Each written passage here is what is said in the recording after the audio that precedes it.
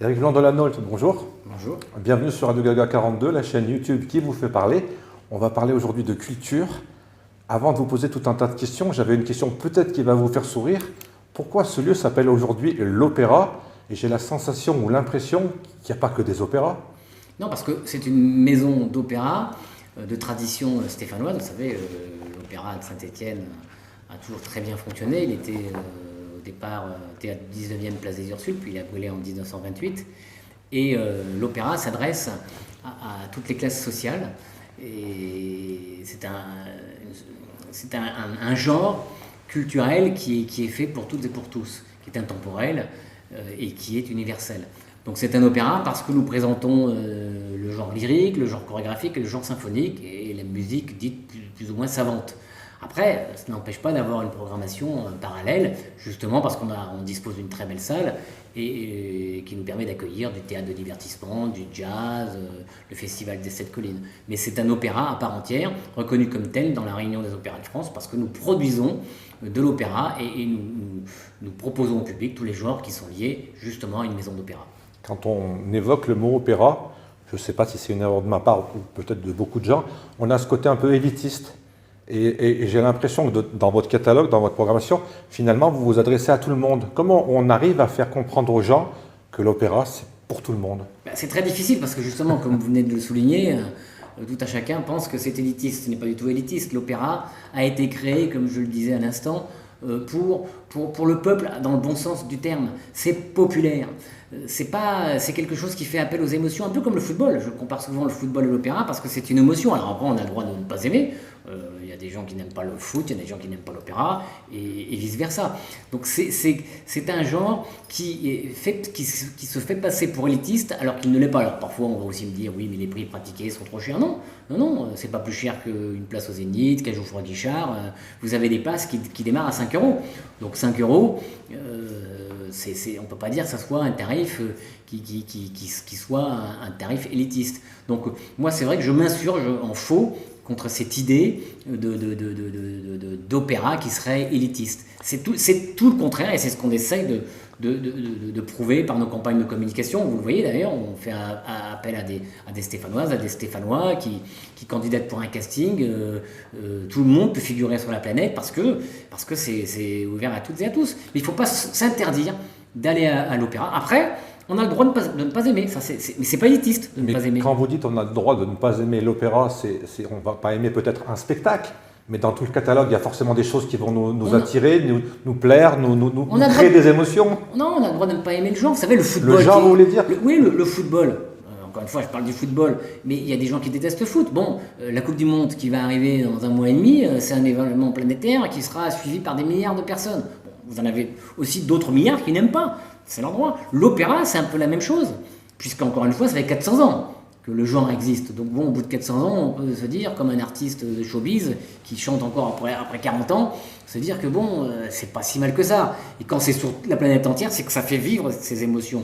Donc, encore une fois,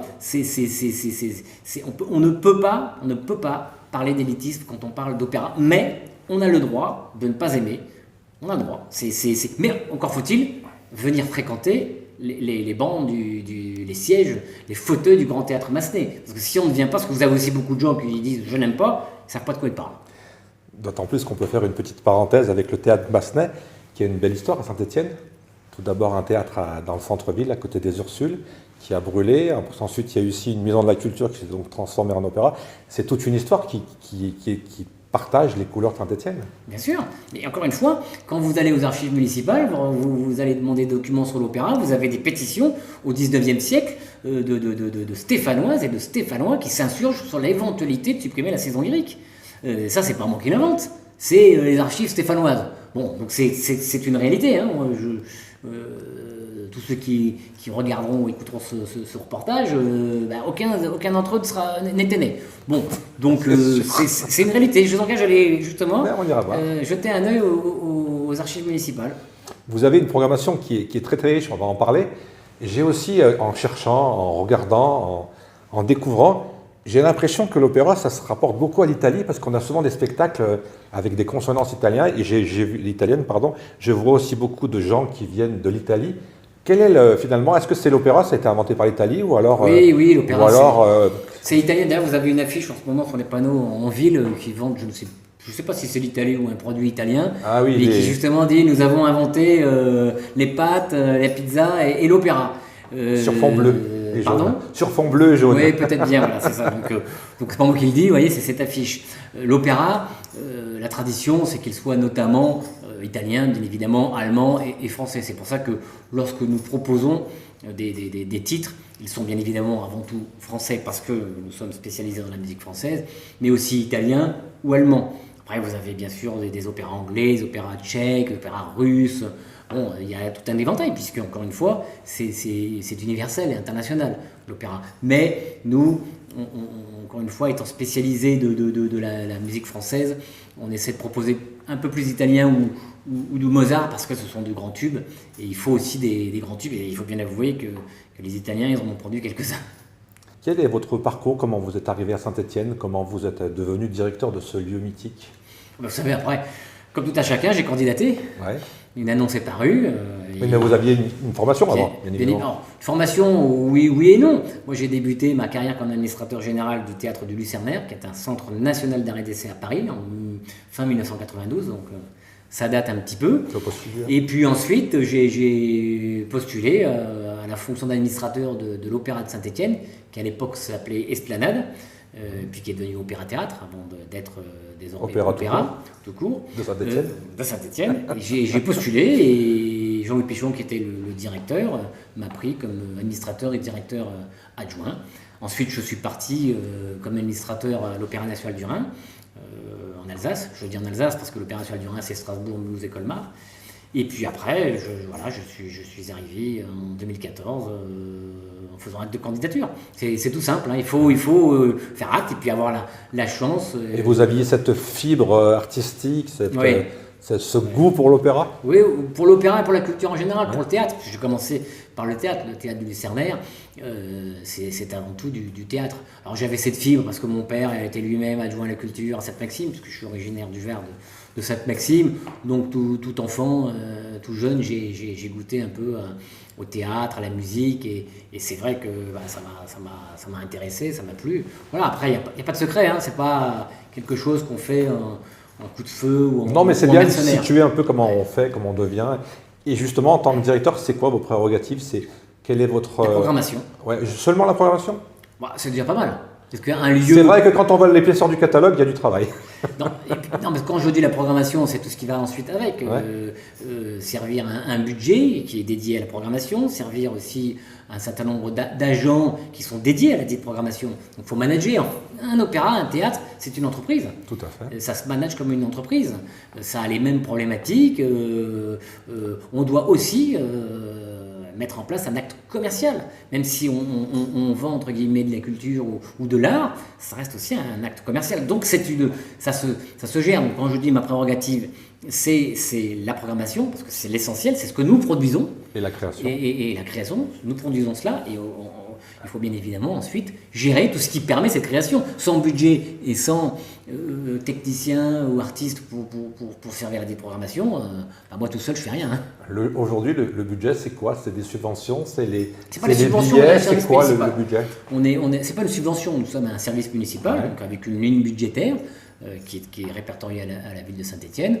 Nous avons une subvention du conseil départemental. Et puis après, ce sont des recettes propres, à savoir des recettes liées aux locations de production, des recettes de billetterie ou des locations de salles. La part de la billetterie, elle représente quoi dans un spectacle? Vous savez, la part de la billetterie, c'est un peu là aussi universel, qu'on soit en France, en Europe ou dans les pays anglo-saxons ou aux États-Unis. En moyenne, ça va être 20%. Ah oui. 80%, ce sont soit des subventions, soit des partenaires privés, soit des locations. Pourquoi? Parce que l'opéra, c'est un genre total. Donc vous faites appel en moyenne à 120 à 130 artistes, entre l'orchestre, les solistes, les figurants, le chœur. Donc c'est inamortissable. Inamortissable, puisque l'opéra, ça reste du spectacle vivant. Ça n'a pas de sens de faire ça dans une salle où vous allez sonoriser les artistes. C'est plus la voix pure de l'artiste. Entendre en live, a cappella quasiment, un chanteur, c'est extraordinaire. Vous vous rendez compte le volume que ce qu'un corps peut envoyer dans une salle. Donc, fort de ces constats, vous ne pouvez pas, si ce n'est alors vendre les places à 400 ou 500 euros, donc là ça devient élitiste, et de toute façon vous ne remplissez pas la salle.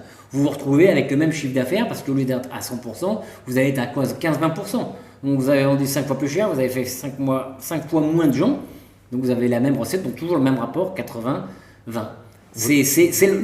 On ne peut pas amortir l'opéra. Mais je me permets de rajouter une chose, notamment en France, c'est que, puisque je parlais de 110, 120, 130 artistes, c'est que ce sont des salaires. Et dans ces salaires, vous avez la moitié qui sont des charges sociales. Donc une contribution solidaire à la sécurité sociale, à la retraite, à France Travail. Donc tout ça, dans le budget, quand vous le rapportez justement à ces cotisations obligatoires de solidarité, qui sont nécessaires bien évidemment, vous pouvez diminuer le budget de 40%, facilement. Et le ministère de la Culture, est-ce qu'il vous aide? Non. Non. Pourtant, c'est sa vocation, non? Écoutez, sa vocation, pour l'instant, elle est plutôt d'aider les labels nationalisés, ou nationaux. En région Auvergne-Rhône-Alpes, vous avez Lyon, et seulement Lyon. On est 2 maisons. Donc, le titre d'opéra national, il sera difficile de l'obtenir, puisque c'est vrai qu'on peut considérer que Lyon étant très proche, il n'y a pas lieu d'avoir 2 opéras nationaux, parce que l'idée au départ, fin des années 90, c'était d'irriguer le territoire, en plus de l'Opéra national de Paris, parce qu'il n'y avait qu'un opéra national, c'était celui de Paris.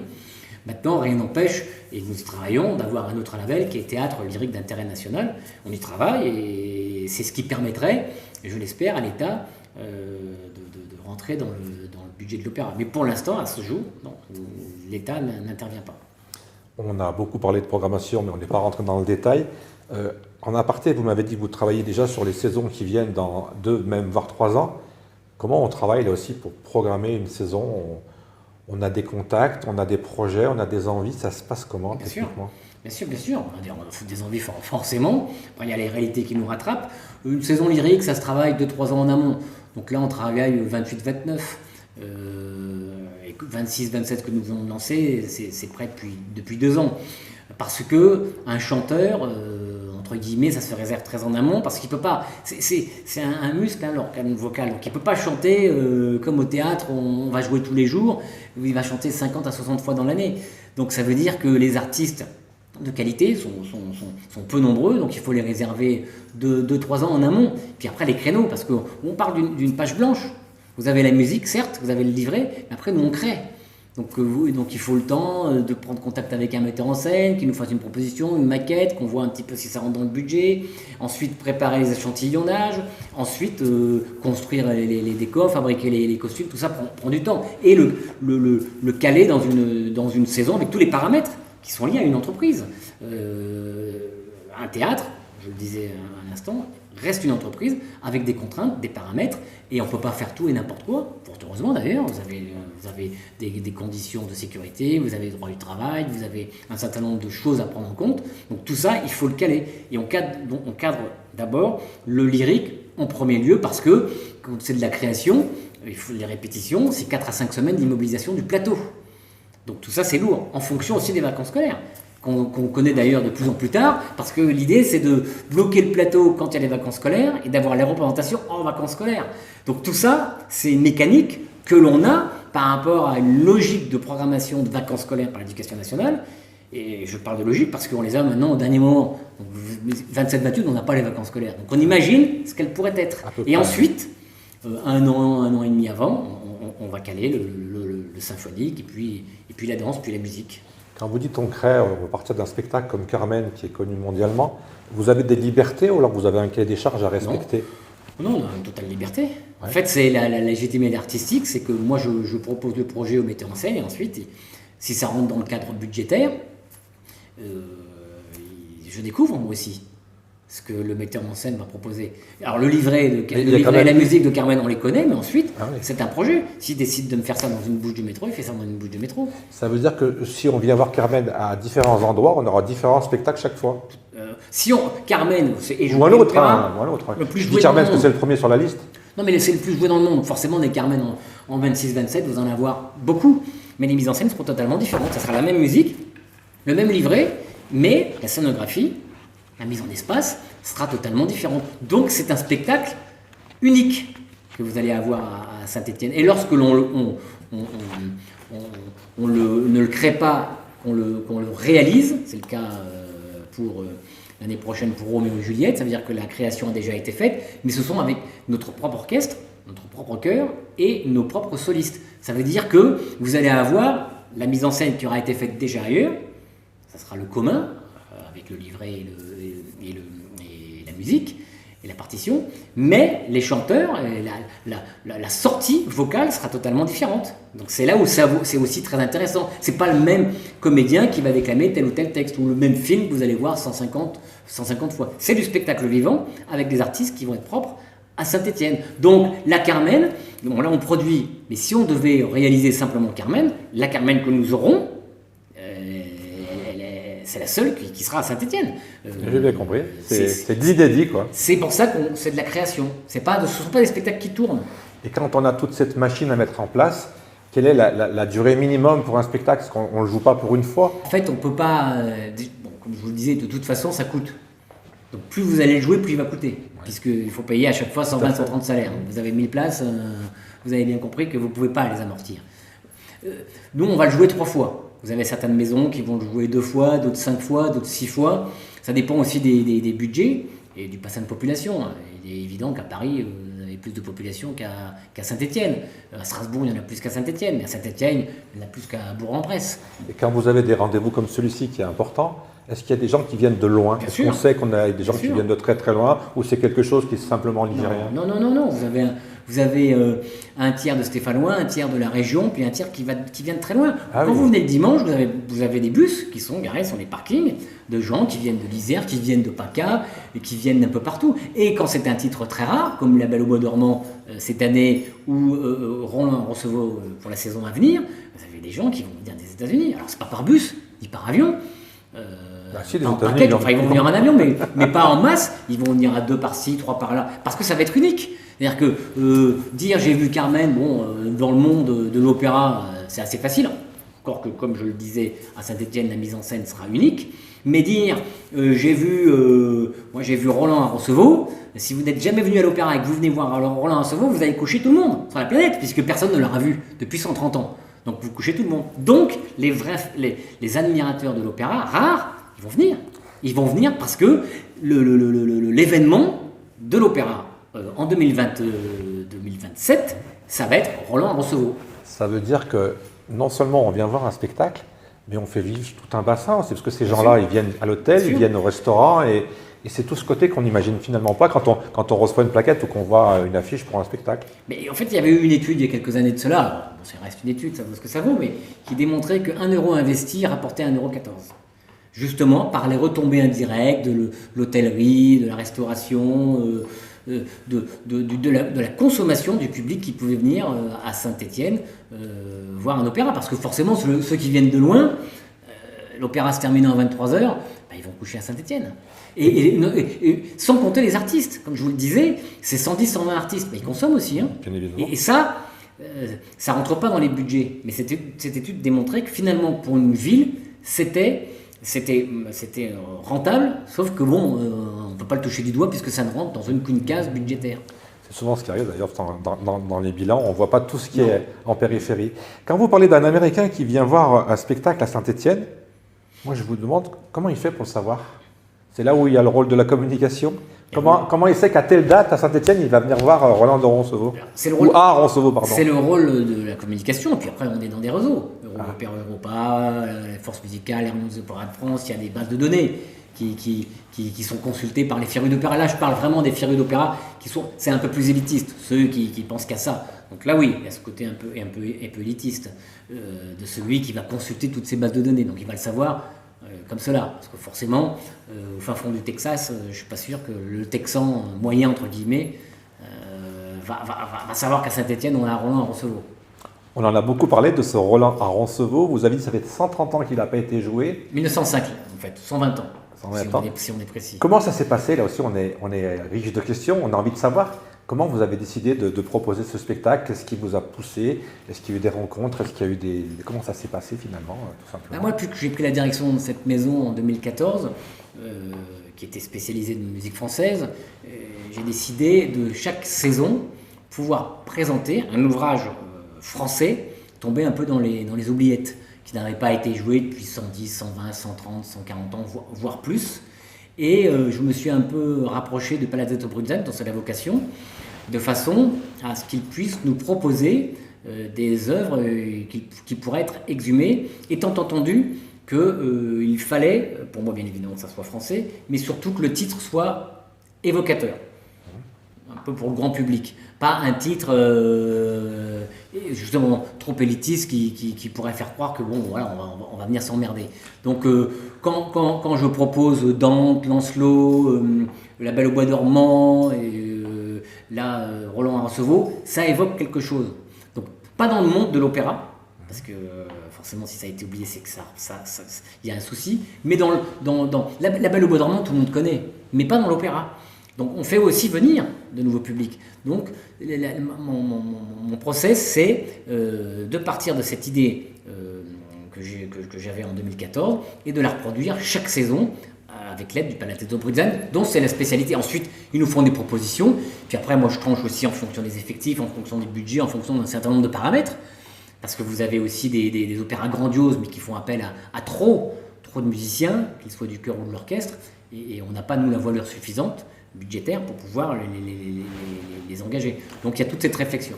Et pour tous les gens qui sont sur scène, comment ça se passe? On lance un casting où on a des fichiers. J'imagine que la personne qui va chanter, ici, il faut trouver la bonne personne. Ah bah alors on en fait, si vous voulez, pour l'orchestre et pour le chœur, on a effectivement des fichiers, des réseaux un peu péjoratifs. Mais ouais. Oui, on a des listes. On a bien sûr des musiciens avec lesquels on travaille. On a des listes, voilà, des listes. Et on leur propose ensuite de participer, s'ils le souhaitent ou pas, à telle ou telle production.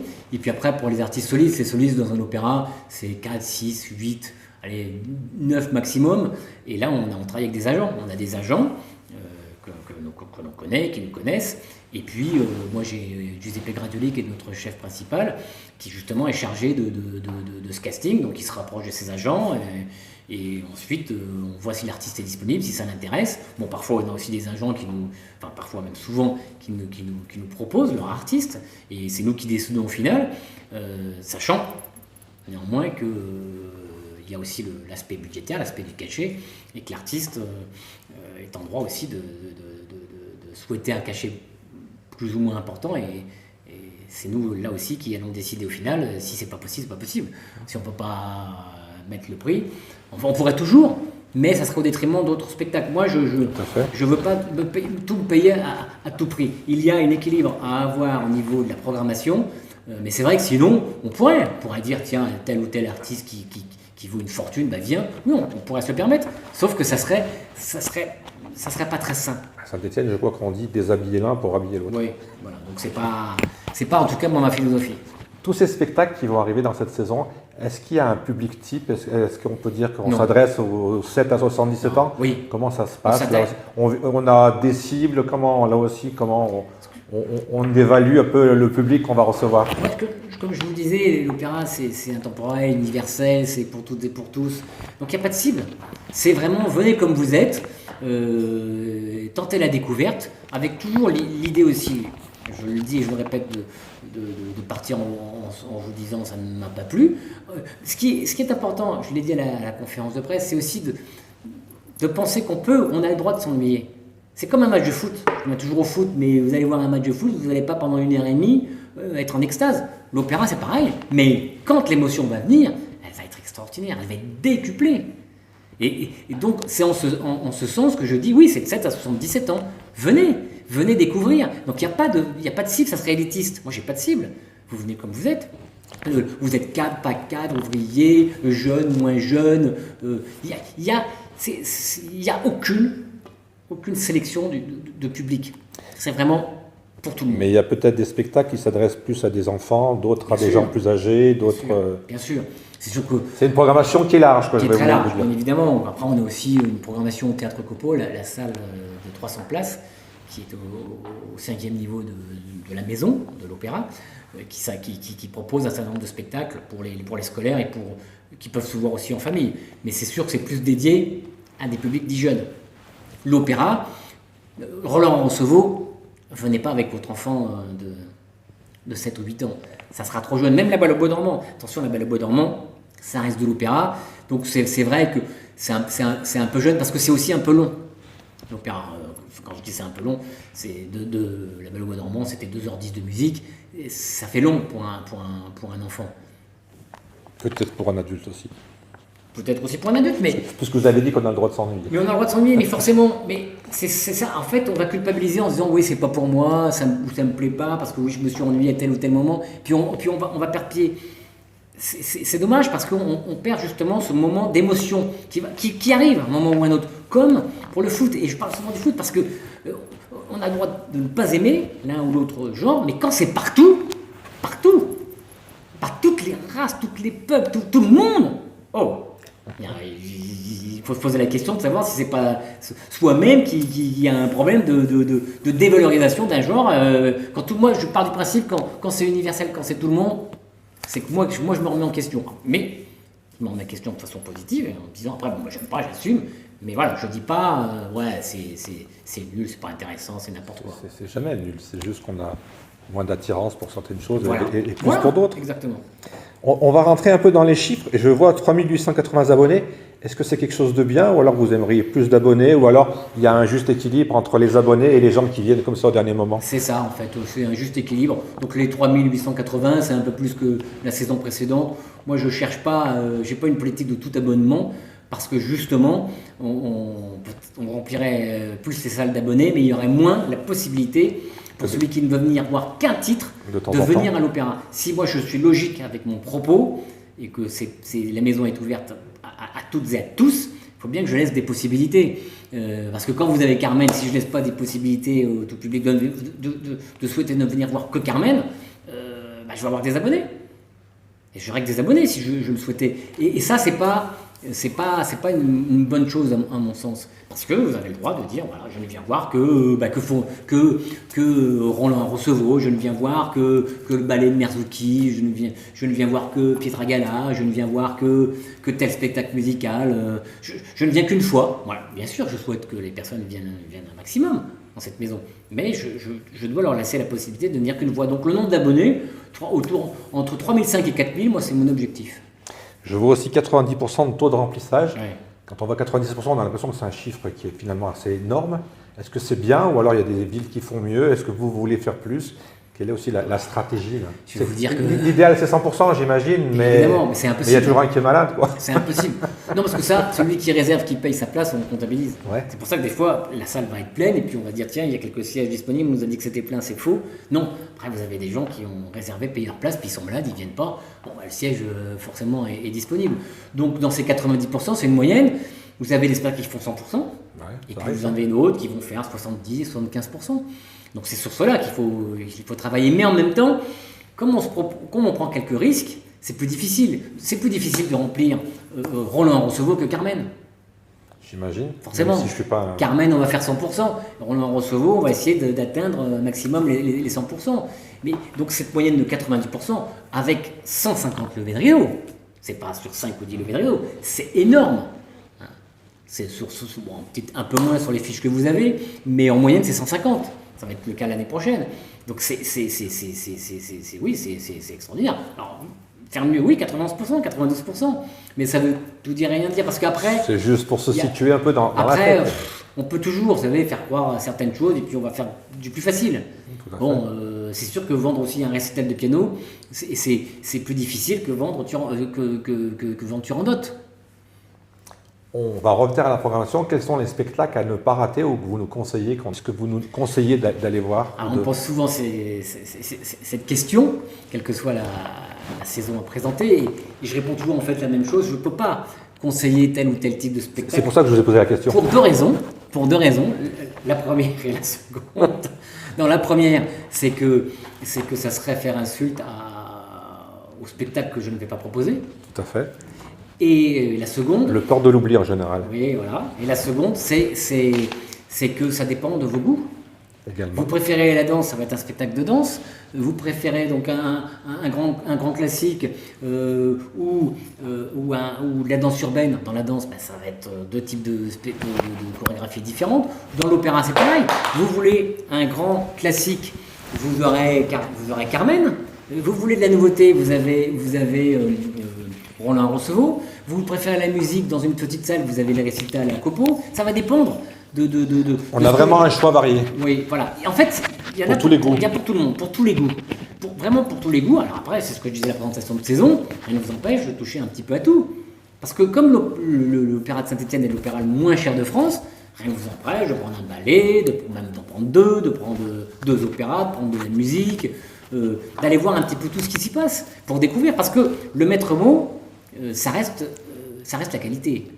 Alors on peut se planter, comme tout le monde, mais ce qui est notre force, c'est la qualité des spectacles que nous proposons, avec des artistes de qualité, des mises en scène de qualité, avec une scénographie de qualité. Donc ça, oui, c'est quelque chose qui est la valeur forte de l'Opéra de Saint-Étienne. La saison, elle est de quand à quand? La saison démarre le 3 octobre avec la 5e symphonie de Mahler. Et l'événement, en dehors que ce soit une magnifique symphonie, c'est que vous aurez pour la première fois sur le plateau du Grand Théâtre Massenet, ici à l'Opéra, 110 musiciens sur scène. Ah, oui. En général, c'est 70-75 musiciens. Là, vous allez avoir 110, donc ça va envoyer, comme on dit. Ça ouvre la saison. Et on termine la saison fin juin, en général avec l'Opéra. Donc l'Opéra en question, ça sera Turandot. Et puis un concert symphonique avec l'orchestre Saint-Étienne, symphonie de Saint-Étienne et Loire. Et justement, le dernier symphonique, je regardais la date, c'est le 30 juin, parce que, comme je vous le disais, on a une saison en cours, on a encore des spectacles à venir, et puis on programme 27, 28, 28, 29, donc le juin 27, j'ai plus forcément tout en tête. Vous avez une tête bien remplie. Donc voilà, le 30 juin, ça se terminera le 30 juin 2027 avec Berlioz en Italie, et des textes qui seront lus par Lambert Wilson, des textes écrits par Berlioz, et qui seront lus par Lambert Wilson. C'est la 3e fois qu'il nous fait l'amabilité. J'ai eu la chance de le croiser à Châteaucreux il y a quelques mois maintenant. Ben, il venait ici, oui. Et il était très très sympathique. Ouais, et il vient ici, très sympathique. Donc pour répondre précisément à votre question, la saison démarre le 3 octobre et se termine le 30 juin. Donc il y a vos propres productions. C'est pas toujours les mêmes dates, attention. Là c'est pour 26-27, ça dépend de la programmation. Ça peut démarrer le 29 septembre ou terminer le 28 juin. De toute façon, tout est disponible sur votre site pour les dates, les réservations, les billets. Vous avez votre propre production, vous avez vos spectacles. Il y a aussi des choses qui viennent s'ajouter, comme les théâtrales. Oui, tout à fait. Ça se passe comment là? C'est un partenariat? Ce sont des partenariats ou pour les théâtres. Le théâtre, par exemple, c'est un marché public, puisque nous sommes considérés comme une collectivité, donc on est un marché public, il y a un appel d'offres. Et puis ensuite, nous prenons le plus offrant de ceux qui ont candidaté.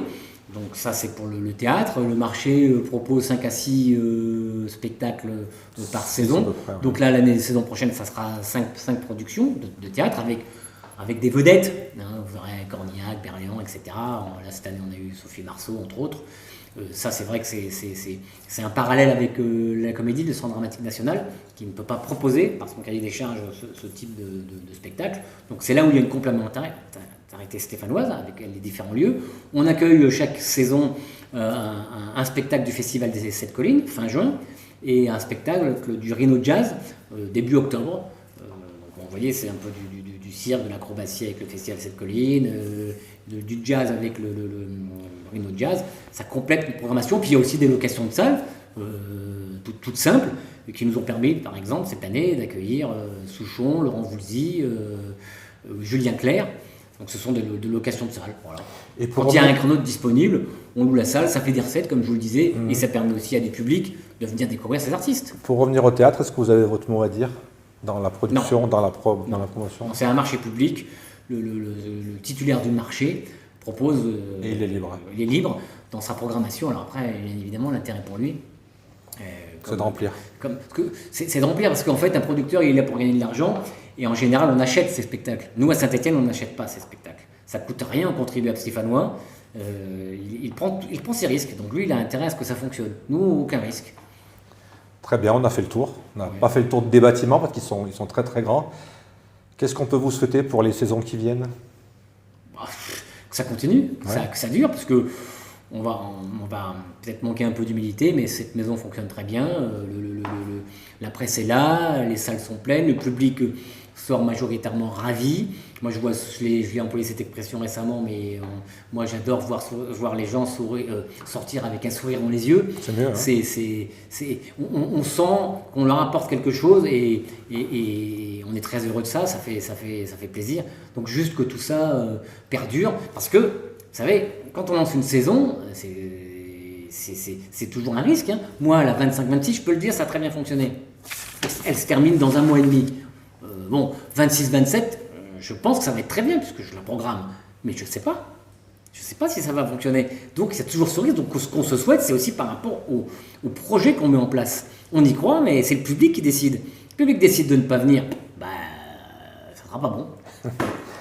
La Saint-Étienne, c'est qui a trouvé ce C'est l'agence de communication. C'est l'agence de communication. Ouais, et c'est il y a 3 ans et on le reproduit depuis 3 ans parce que, après on le sous-titre, hein, cette année c'est Prenez place, encore une fois dans cet esprit d'ouverture.